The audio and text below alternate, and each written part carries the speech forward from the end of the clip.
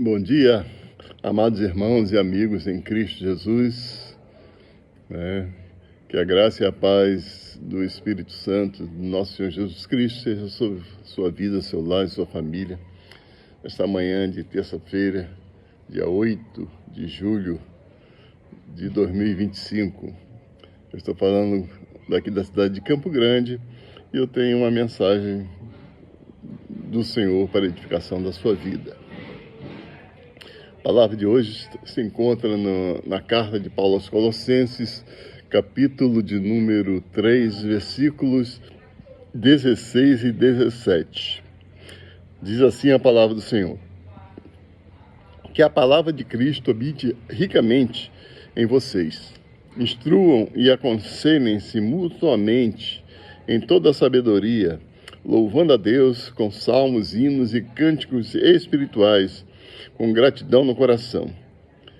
E tudo o que fizerem, seja em palavra, seja em ação, façam em nome do Senhor Jesus, dando por ele graças ao Deus Pai.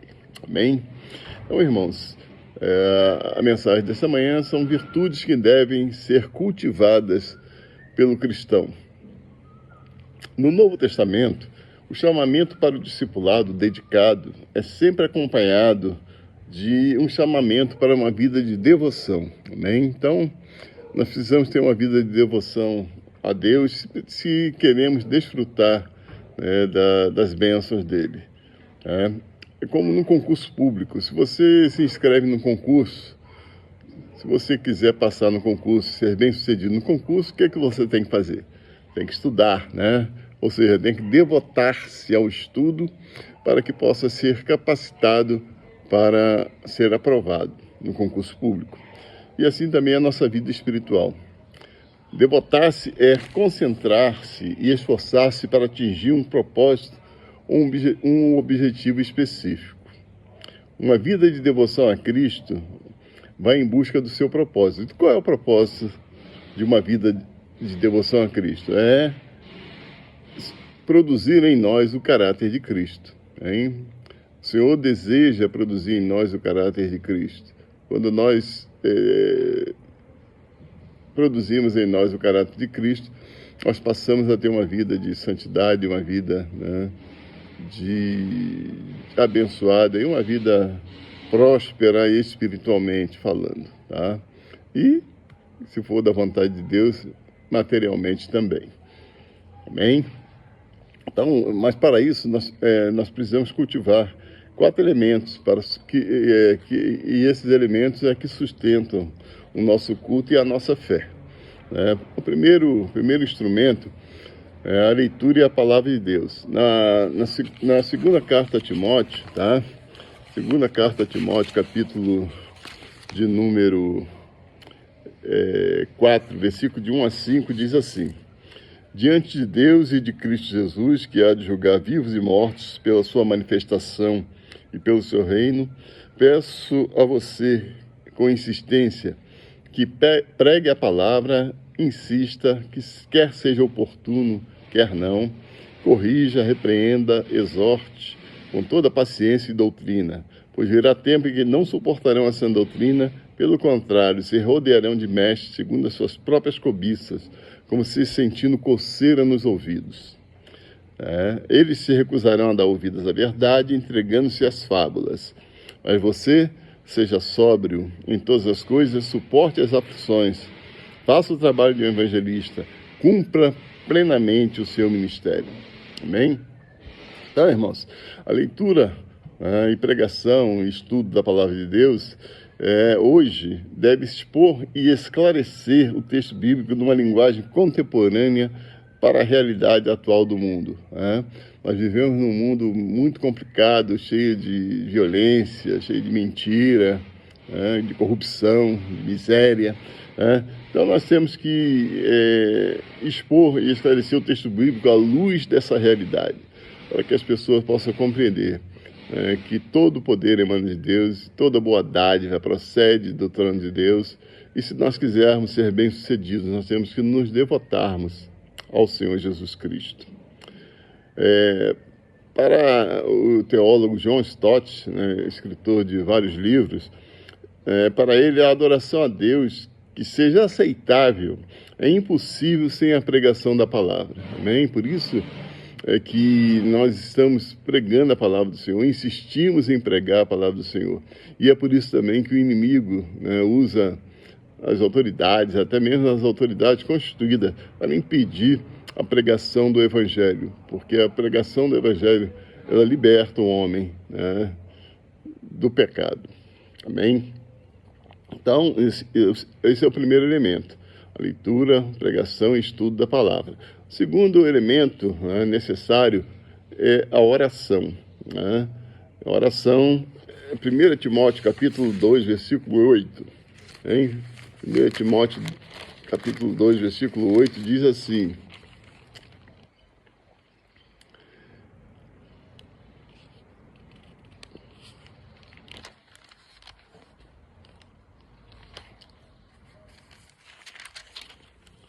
quero, pois, que os homens orem em todos os lugares, levantando mãos santas, sem ira e sem contendas. Aleluia. Amém?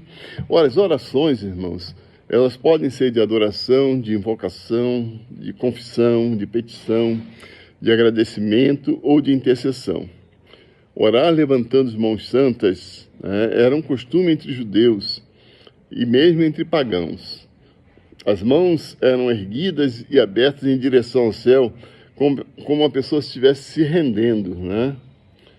Amém? Então, por exemplo, hoje, nas grandes cidades, quando o bandido chega e fala, é um assalto, levante as mãos, aí a pessoa se rende, né? Levanta as mãos. Ou então, a polícia chega e fala, você aí, levante as mãos, você está sendo rendido.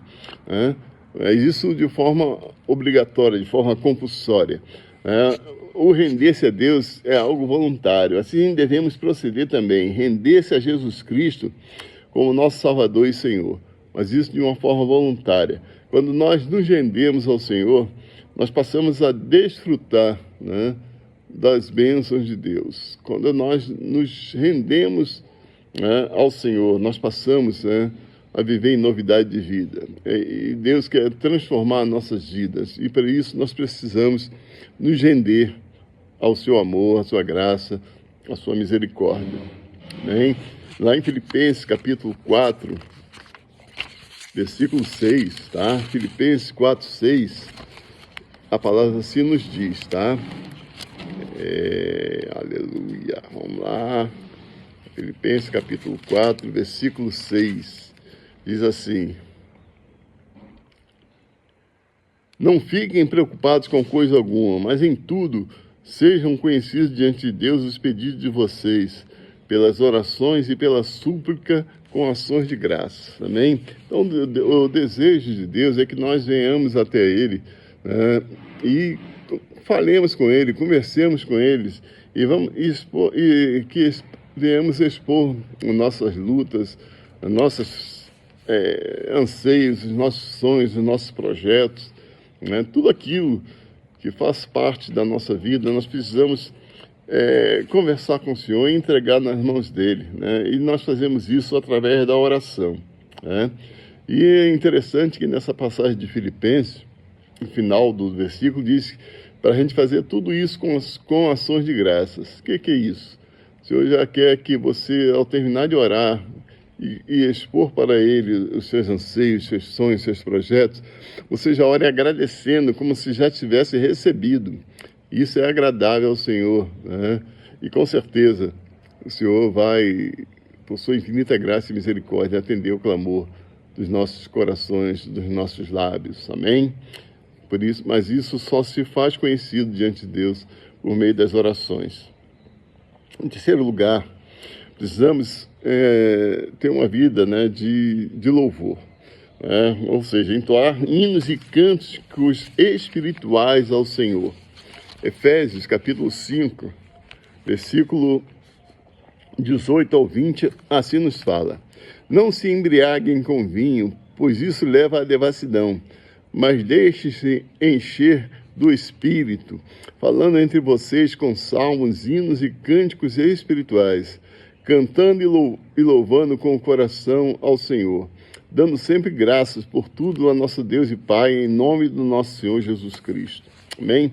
Então, irmãos, cantar hinos e cânticos espirituais, né? Eu não sou muito bom nisso, né? Porque a minha voz não é muito boa para louvar, né? Eu não tenho muito ritmo para louvar. Mas, quando eu posso, eu sempre entoo um hino, um cântico ao Senhor. Eu admiro muito a minha esposa, a pastora Ilka, porque ela passa o dia todo, né, cantando e louvando e salmodiando ao Senhor. Ela tem uma vida de louvor.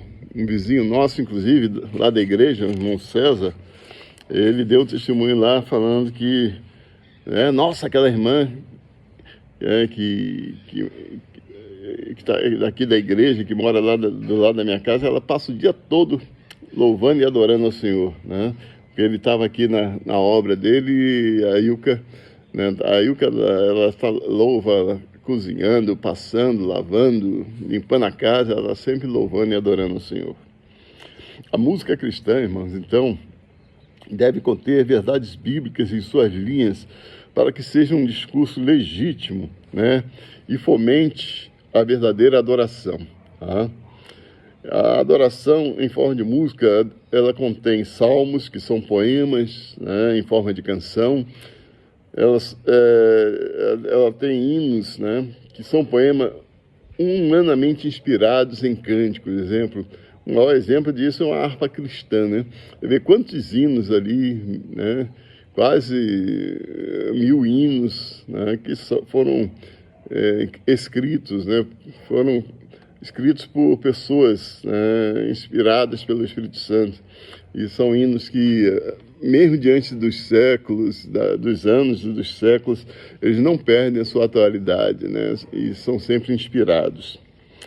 E, em terceiro lugar, os cânticos espirituais, que são poemas rítmicos, improvisados na linguagem de alguém ou na linguagem dos anjos, né?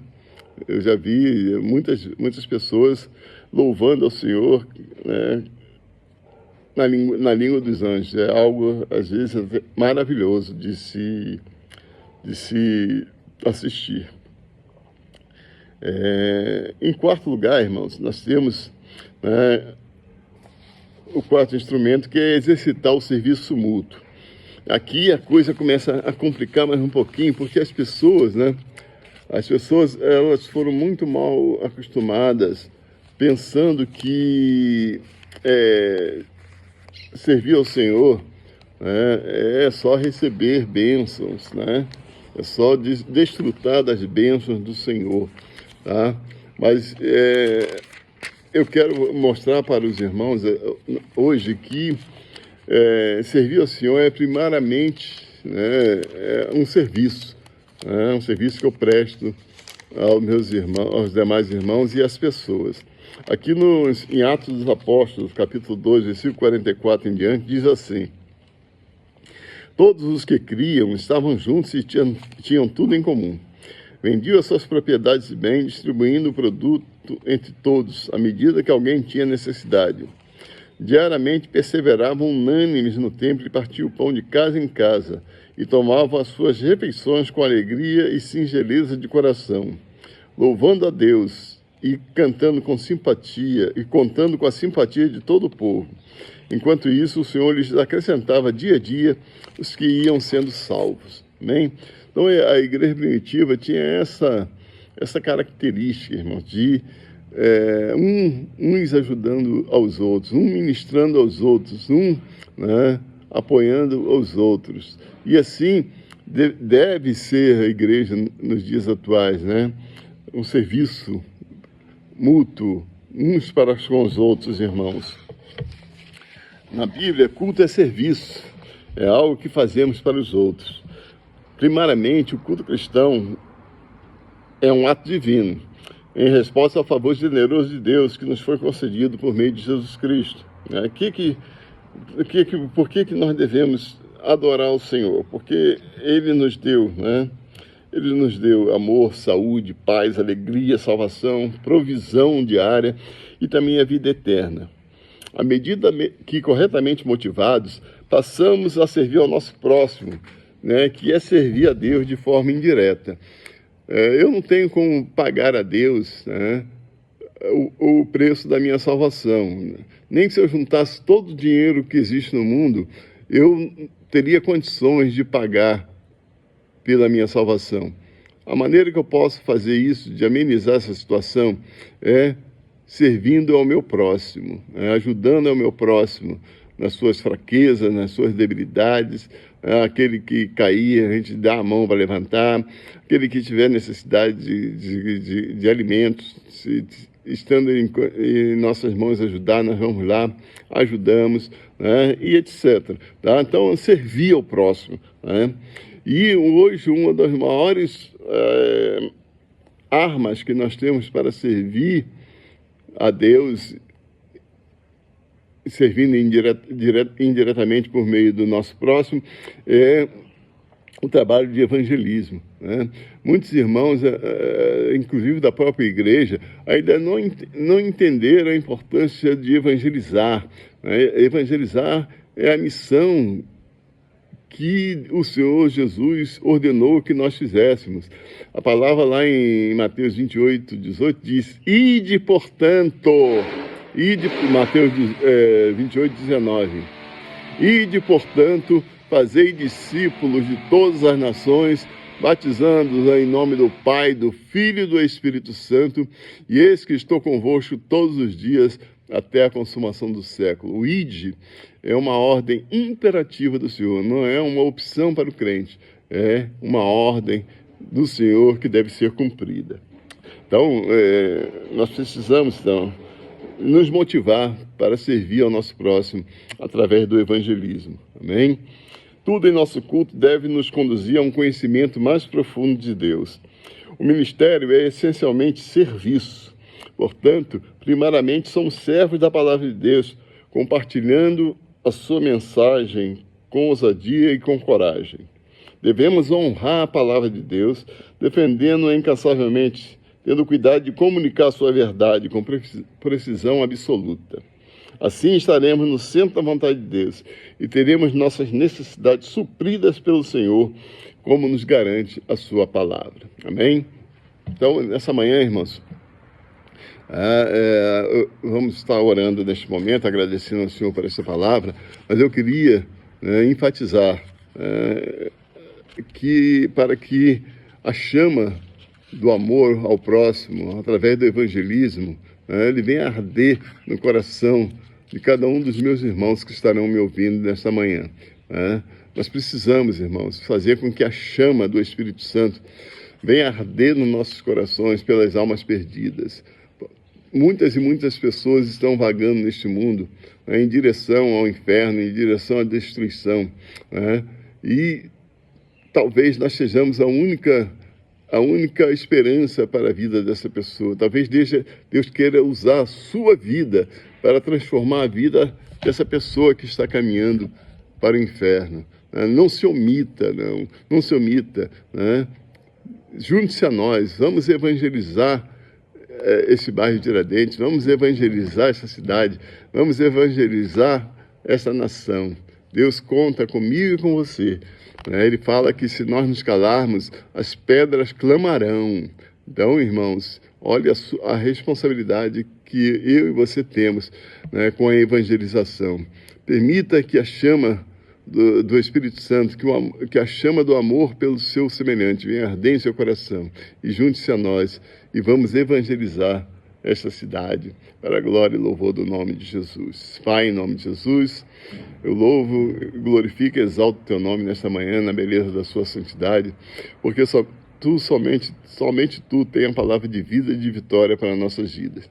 Pai, em nome de Jesus, toma a vida desse irmão, dessa irmã, dessa família que está me ouvindo nesta manhã, Senhor, nas tuas mãos, ó Deus, em nome de Jesus, e faça, Pai, com que a chama do Espírito Santo, Pai, venha arder no coração dessas pessoas, para que elas venham amar o seu próximo, e venha, Pai, em nome de Jesus, abrir a boca para falar com coragem e com ousadia acerca da palavra de Deus, acerca do reino de Deus, acerca do amor de Deus.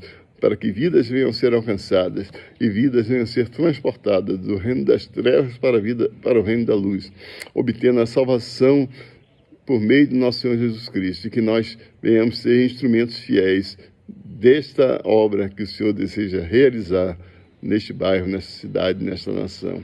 Assim nós oramos e já te agradecemos por tudo, em nome de Jesus. Amém. Amém. Tenha uma semana abençoada, debaixo da graça e proteção do nosso Senhor Jesus Cristo, e que sua família venha desfrutar do amor e do favor de Deus. Assim eu oro e já te agradeço por tudo, em nome de Jesus. Amém.